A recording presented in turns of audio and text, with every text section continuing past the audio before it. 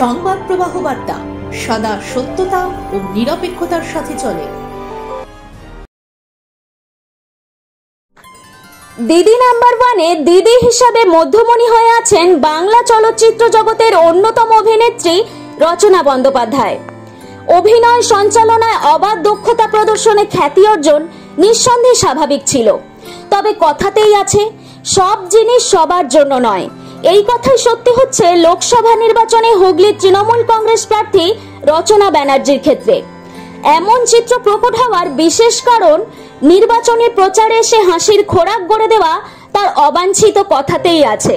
তাছাড়া জানা যায় বৃহস্পতিবার বিকেলে পান্ডুয়ার 3টি পঞ্চায়েত এলাকায় প্রচার করার কথা ছিল রচনা বন্দ্যোপাধ্যায়ের, কিন্তু সন্ধে হয়ে যাওয়ায় বৈচিবাটিকা পঞ্চায়েত এলাকায় প্রচার করতে না যেতে পারায় স্থানীয় পঞ্চায়েত সমিতির সদস্য সহ তৃণমূল কংগ্রেসের নেতাকর্মীরা তাকে ঘিরে অসন্তোষ ও ক্ষোভ প্রদর্শন করে। পঞ্চায়েত সমিতির সদস্যের মুখে শোনা যায়, এলাকায় মাইকিং করে প্রচারের বিষয়ে জানিয়ে দেওয়া সত্ত্বেও রচনা ব্যানার্জির অনুপস্থিতিতে সমিতি কর্তৃপক্ষ কি জবাব দেবে সাধারণ মানুষকে। এই ঘটনার পর মানুষের মুখে শোনা যায়, রচনাকে দিদি নাম্বার ওয়ানেই মানায়। আজ যদি লকেট চট্টোপাধ্যায় হতেন তবে তিনি নির্বাচনী প্রচার ও কাজকর্মের বিষয়ে ওয়াকিবহল থাকতেন। রাজনীতির ময়দানে প্রার্থী হিসেবে তাকে প্রথমে বিগ 0 নাম্বারে দাগিয়ে দিল সাধারণ মানুষ, এবং উক্ত ঘটনার ক্ষেত্রে ক্যামেরার সামনে রচনা ব্যানার্জিকে প্রতিক্রিয়াহীন থাকতে দেখা যায়। আমাদের জিপিতে আজকে রচনা ব্যানার্জি যাওয়ার কথা ছিল 5:30টায়, কিন্তু আজকে উনি যেতে পারছেন না। একটা অল ইন্ডিয়া প্রেস কনফারেন্স ছিল, উনি নাকি তার জন্য ব্যস্ত ছিলেন, সেই জন্য উনি আমাদের জিপি আজকে অ্যাটেন্ড করতে পারলেন না। সেই জানিয়ে আজকে হড়াল বেরিয়ে গেলেন।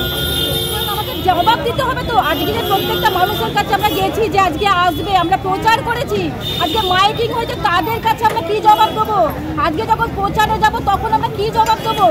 তাদের কাছে কি বলবো যে তিনি যদি এখনই এরকম করেন তাহলে পরবর্তীকালে কি করবেন, সেটা তো জবাব দেবো। তাদের কাছে কি জবাব দেবো বলুন? আমি দাদা আজকে প্রত্যেকটাকে জনপ্রতিনিধি আমরা, তাহলে জনগণের কাছে যখন যাব তারা তখন তো আমাদের রিটার্ন করবে কথাটা যে আজকে আপনাদের আসার কথা ছিল রচনা ব্যানার্জি, এখন আজকে এলেন না। তাহলে এর পরবর্তীকালে যখন আমরা সুযোগ সুবিধা পাবো বা যখন আমরা তাদের কাছে যাব আবেদন করবো, তখন কি উনি রিটার্ন দিতে পারবেন? তখন কি সব কিছু কাজ করতে পারবেন? এখনই যদি আজকে সময়ের তো আজকে দিতে পারলেন না, আসলে সময় তো দেওয়ার কথা ছিল, কিন্তু সময় তো দিতে পারলেন না। তাই না প্রচার করব, আমরা দিদিকে দিয়ে প্রচার করব, আমরা ফুলকে দিয়ে জোড়া ফুল দিয়ে প্রচার করব, আগে দিদিকে দিয়ে আমরা প্রচার করব। আমি বলছি শনিবার দিন সকাল 7:30টায় টাইম তাতে করেছি। দলের কর্মীরাই বিক্ষোভ দেখিয়েছে। দেখুন, এটা তো নর্মাল ব্যাপার, কারণ উনি কি করেছেন, উনি আজকে বইচির 2 জায়গায় গিয়ে 3 জায়গায় বলছেন আমি আজকে আর ওখানে করব না, আমি অন্য জায়গায় করব। আজকে যে দলের কর্মীরা যারা বিশ্বাস করেছে রচনা ব্যানার্জির ওপরে, দিদি নাম্বার ওয়ানের ওপরে, যে দিদি নাম্বার ওয়ান নাকি সব জায়গায় গিয়ে উন্নয়ন করবে, আমরা তো বলে থাকি রচনা ব্যানার্জি কোনো দিনের জন্য লোকের পাশে দাঁড়াবে না, এটা তার প্রমাণ। আজকে লকেট দিয়ে যদি হতো আমাদের উনি যেতেন, আমরা যখনই ডাকি, যখনই জনগণ ডাকে উনি করার কাজ রচনা ব্যানার্জির নয়, ওনাকে ওই দিদি নাম্বার ওয়ানেই মানায়, যার কারণে আজকে বইচিতে এরকম নিজের দলের ক্ষোভের মুখে পড়েছে। উনি মানুষের কাছে পৌঁছাবে কি? ওনাকে তো দিদি নাম্বার ওয়ানে যেতে হবে, যার কারণে উনি মানুষের কাছে সময় দিতে পারছে না। তার মানে এর থেকেই বোঝা যায় যে আগামী দিনে উনি হুগলি লোকসভায় কতটা সময় দেবে।